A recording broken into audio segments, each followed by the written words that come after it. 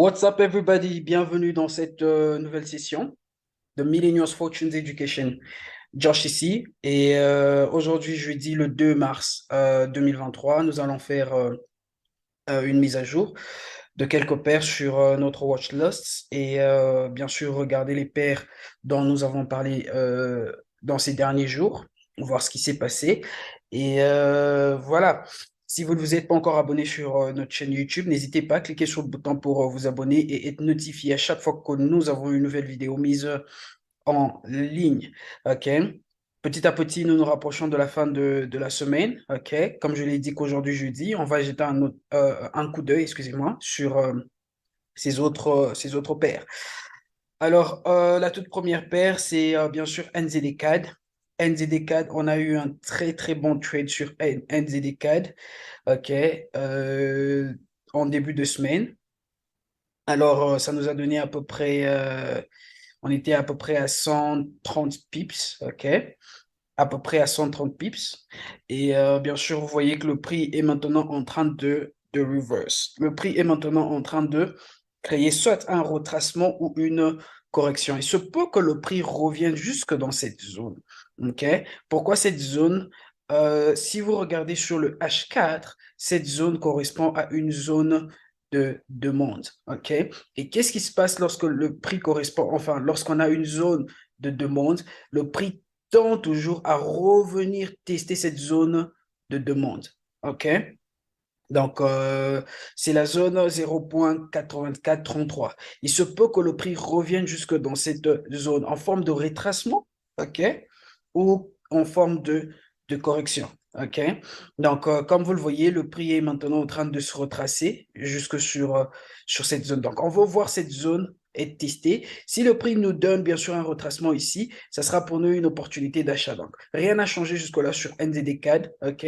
On a déjà eu notre premier profit sur NZD-CAD. On attend avoir une seconde opportunité pour prendre un achat. Il se peut que le prix revienne directement dans cette zone, OK, et puis repartir à la hausse. Tout comme le prix peut faire quoi? Il peut nous donner une correction. OK, il peut nous donner une correction jusque dans cette zone et puis repartir à la hausse. OK, donc là, c'est NZD-CAD, rien n'a changé. Nous continuons toujours d'anticiper ce mouvement haussier. OK, mais attendons voir comment le prix va réagir. Ensuite, nous avons parlé de EuroGBP. EuroGBP, qu'est-ce qu'on avait dit? Hier, nous avons dit que nous voulions voir le prix break cette zone. Ce qui s'est passé. Vous voyez, regardez comment le prix a break cette zone de résistance de façon impulsive. OK? Et bien sûr, on a maintenant une correction qui est en train de se développer là, OK?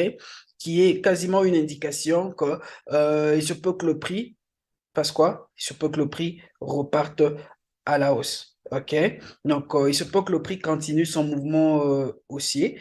Donc, on va continuer d'observer, bien sûr, Euro GBP et voir ce qui va se passer.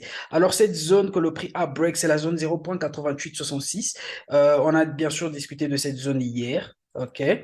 Et voilà, comme vous le voyez, on a eu un mouvement impulsif haussier, OK, qui a break cette zone, qui nous montre bien sûr qu'il y a suffisamment de momentum haussier, OK?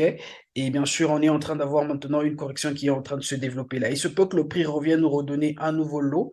Si le prix nous redonne un nouveau lot, OK, aux alentours de cette zone, sur le H1, OK, ça également, ça correspond à une zone, je dirais maintenant une zone de demande. OK? Je peux, laissez-moi juste changer de couleur. OK? Donnez-moi quelques secondes. Voilà, cette zone. Je vais la mettre en, voyons voir. OK, en jaune. J'aime bien la couleur jaune. Voilà. OK? Donc, cette zone, OK, elle correspond littéralement à une zone de demande maintenant, parce que bien sûr, le prix est au-dessus. Et voilà, regardez comment le prix a rejeté sur cette zone. Vous voyez, quand le prix est revenu retester cette zone de demande, regardez cette forte rejection que nous avons eue. OK? Donc, si le prix revient retester encore une fois cette zone de demande, il se peut que le prix continue son mouvement haussier. OK? Donc, on va juste observer comment le prix va réagir. Tout comme il se peut qu'à partir d'ici, compte tenu de cette projection, à partir d'ici, que le prix reparte directement à la hausse. OK? Donc, on va juste observer cette paire. OK? Et cette zone de demande, elle correspond à 0,8850. OK? Cette zone de demande, 0,8850 en quelque sorte. Voilà. OK. Ça, c'est quasiment cette zone de demande. OK. Donc, voyons voir comment cette correction va se développer. Il se peut qu'elle puisse s'extendre. Et voilà, à partir de là, bien sûr, on saura comment faire. Donc, là, ce sont les deux paires dont nous avons discuté hier. OK. Et deux autres paires que nous allons rajouter. La toute première, c'est GBP CHF. GBP CHF, on est en train d'avoir une correction qui est en train de se développer là. OK? On tient compte de ce mouvement haussier. On a eu ce mouvement impulsif haussier. OK? Nous avons eu ce mouvement impulsif haussier. Et bien sûr, nous sommes maintenant en train d'avoir une correction qui est en train de se retracer sur cette zone, la zone 1,1255. OK? C'est quand même une bonne zone. Alors, le prix est déjà en train de tester cette zone, OK? Mais tout ce que je veux voir, c'est un nouveau lot, un nouveau bas dans cette zone et bien sûr anticiper un achat, OK? On va voir un nouveau bas dans cette zone et puis anticiper un achat.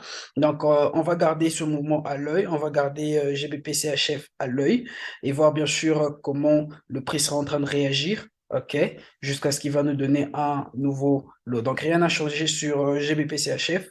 Nous anticipons toujours ce mouvement haussier. Et la toute dernière paire, c'est Euro NZD. Euro NZD, on a eu ce mouvement impulsif haussier, OK, baissier, excusez-moi. On a eu ce mouvement impulsif baissier. Et nous sommes en train d'avoir, bien sûr, cette correction qui est en train de se développer. Elle n'est pas encore complète, OK? Cette correction, elle n'est pas du tout complète. Il se peut que le prix maintenant revienne retester cette zone de résistance qui est la zone 1,7130. OK? Le prix peut revenir retester cette zone. Et si le prix reteste cette zone, bien sûr, ça sera une opportunité pour nous de vente. Euro NZD, nous recherchons une vente. OK? Nous recherchons une vente sur Euro NZD. Pourquoi? Parce que, bien sûr, regardez comment le prix est toujours en train de bouger dans ce canal ascendant. OK?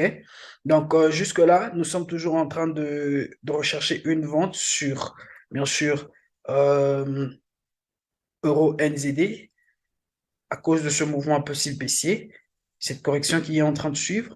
Donc, si le prix revient nous retester cette zone de résistance, OK, on va attendre à voir quelques confirmations et bien sûr, ce sera une opportunité pour nous de vente. OK, voyons voir si ça va correspondre également avec nos zones FIB.